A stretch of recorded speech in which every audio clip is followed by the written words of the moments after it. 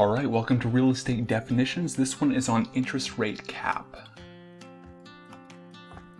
So an interest rate cap is essentially an insurance policy on a floating rate, most frequently 1 month LIBOR or SOFR. Let me show you an example before I get into the notes there. So, okay, on this deal, they're financing just under $26 million, 30-year amortization, 10-year term, interest rate 2.544%. That's lower than what a fixed rate would be. Loan type, Freddie floater.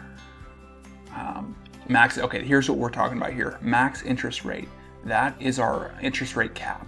So we'll notice here that it's 0.5 more than what they originally have here. And this one is for 3 years. So they have this, the max they can pay is 3 years. And each month, the interest rate will change. So their payment will change, but it can't exceed this 3.04% for 3 years. I believe they paid $50,000 for this. It was 50 or 75. But one of the benefits to this is this prepayment penalty right here. We've got 1% prepayment penalty, whereas if you were to get something like a fixed rate, you might have to get into like a yield maintenance, which is much higher than 1%.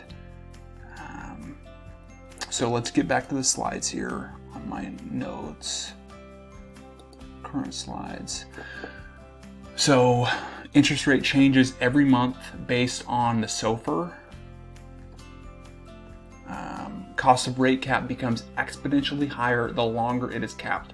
So you can extend that that interest rate cap to 5 years instead of 3, what they have.